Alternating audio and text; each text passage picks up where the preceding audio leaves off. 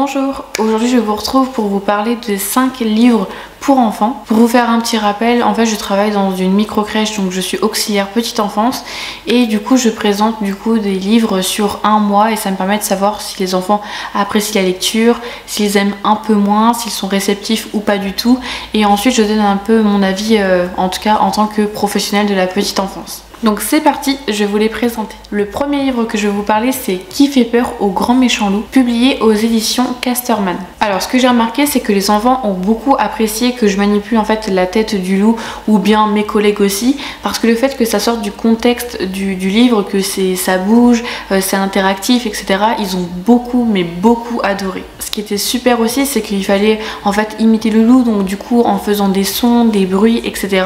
J'ai remarqué aussi qu'il y avait des enfants qui étaient un petit peu dans la peur, mais ils allaient à la rencontre en fait du loup en essayant d'aller en fait à l'encontre de la peur et de voir en fait jusqu'à quelle limite ils peuvent aller, et j'ai trouvé ça marrant dans le sens où même s'ils ont peur, ils essayent, et ça je trouve ça vraiment formidable. Et du coup ça me permettait de savoir en fait les enfants qui avaient vraiment peur, d'autres qui rigolaient, d'autres qui étaient plus dans l'observation. Donc c'était intéressant en fait de voir différentes émotions sur le visage du coup des enfants. Le seul petit truc que je n'ai pas trop apprécié dans ce livre là, c'est les termes grand méchant loup ou alors la méchante sorcière. J'estime que le personnage qui est ancré dedans, il ne choisit pas d'être méchant et il n'y a pas forcément de personne méchante ou gentille.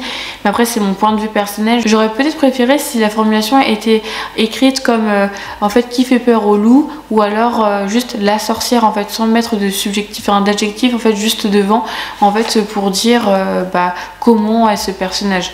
Pour ma part c'est juste ça. Donc voilà pour celui-ci, je l'ai apprécié, et en plus de ça, s'il y a des enfants qui ont envie de tester un petit peu leur peur, d'aller à la rencontre du loup, parce qu'il y a des périodes parfois où les enfants sont beaucoup dans le loup, l'ours, enfin tout ce qui fait un petit peu peur finalement.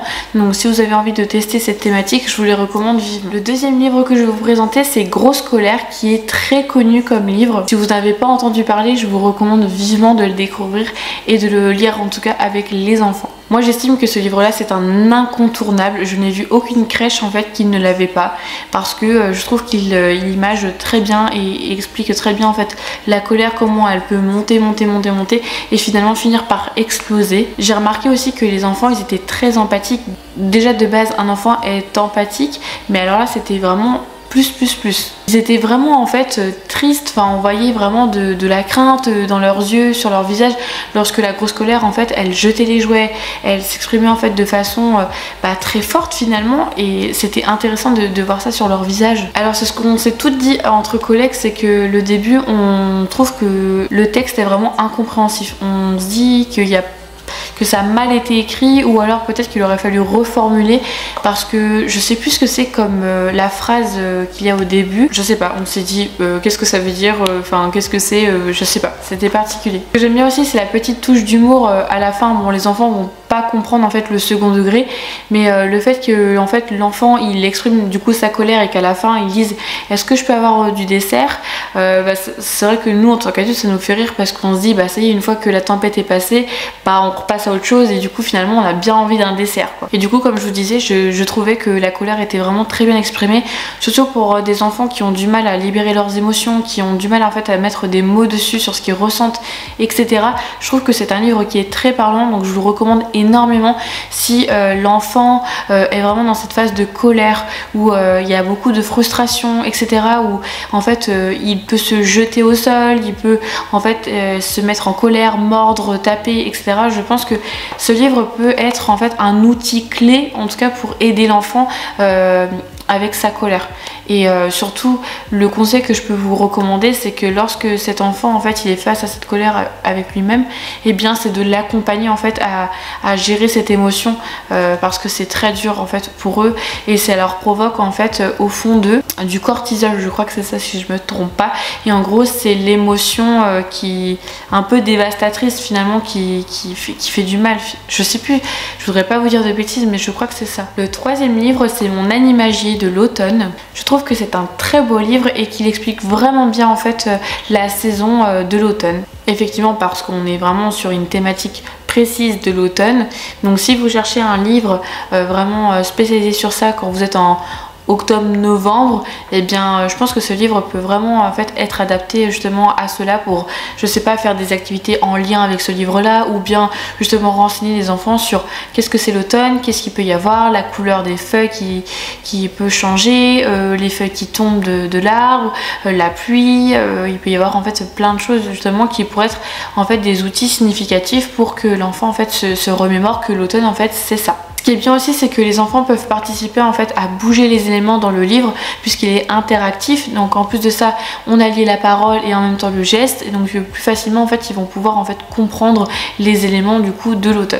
J'apprécie beaucoup aussi cette édition parce que je trouve qu'elle est vraiment très adaptée aux enfants et très parlante aussi. Je trouve que aussi le livre est très précis parce que ça permet aux enfants en fait d'apprendre davantage de mots du coup en lien avec la saison, ou bien des nouveaux mots qu'ils peuvent apprendre dans leur vocabulaire. L'avant-dernier livre que je vous présente, c'est Bonne nuit petit monstre vert.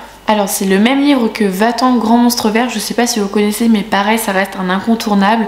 C'est un livre aussi que j'apprécie beaucoup, mais il me semble que je vous en ai déjà parlé en vidéo.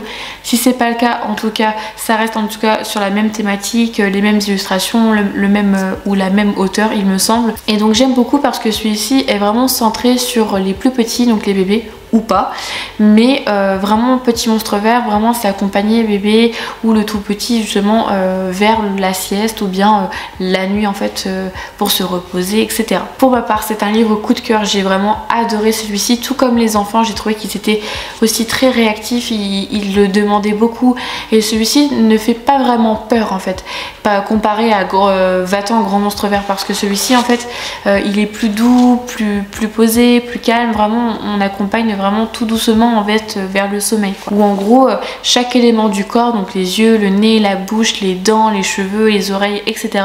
en fait petit à petit en fait il s'efface pour en fait laisser place du coup au sommeil.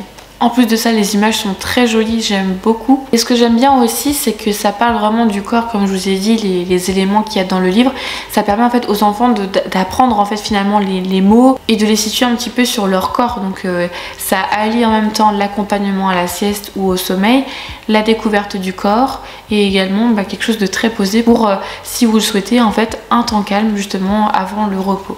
J'ai remarqué aussi que ça dédramatisait beaucoup en fait l'étiquette qu'on peut porter au monstre, parce que le monstre on a tendance à le voir en tant que négatif, alors que là il est plutôt représenté en positif. Donc ça j'apprécie beaucoup le fait de changer un petit peu l'étiquette du coup du personnage du monstre. Et pour finir, je vous présente Nedou se déguise. Du coup c'est mon amie Anaïs qui est à la fois en fait ma collègue de travail qui en fait me l'a fait découvrir, et j'apprécie énormément ce livre là parce que pour moi il est très parlant, j'aime beaucoup les images. Pour celui-ci je trouve que les couleurs elles sont un petit peu criardes, mais après ça reste juste un avis personnel, mais sinon le texte et le fait aussi qu'on allie un petit peu le côté sonore, parce que bien sûr à l'intérieur vous avez un CD qui est inclus. Donc c'est vraiment bien parce qu'il y a une partie en fait où le monsieur il va parler, donc c'est plutôt histoire, et ensuite à côté il y a le côté un petit peu musique, chanson, c'est vraiment très entraînant. Et ce qui est marrant, c'est que le texte il va être sur un air précis, ça va être parfois sur le pont d'Avignon, ou ça peut être bateau sur l'eau. En fait ça dépend en fait le livre de Nedou en fait, parce qu'il y en a vraiment plusieurs qui sont illustrés, et celui-ci en l'occurrence c'est sur l'air du pont d'Avignon, on y danse, et du coup c'est trop chouette parce que les enfants ils étaient vraiment captivés, ils sont vraiment à fond dedans, et ce qui est bien c'est qu'on peut aussi mimer les gestes. Alors moi j'aurais bien voulu que les images en fait elles nous disent comment mimer, parce que parfois je trouve que c'est pas si facile que ça.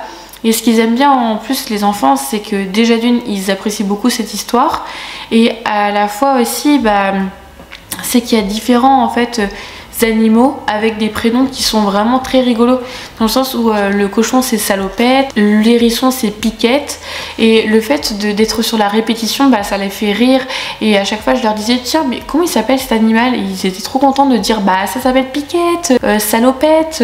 Vraiment ils étaient vraiment très captivés de ce livre là. C'est souvent un livre que l'on propose avant le repas pour un retour au calme en fait avec les enfants, et ça fonctionne très bien. Je sais que mon amie Anaïs elle l'a essayé du coup avec ses filles, et pareil ses filles avaient vraiment un bon feeling avec ce livre là.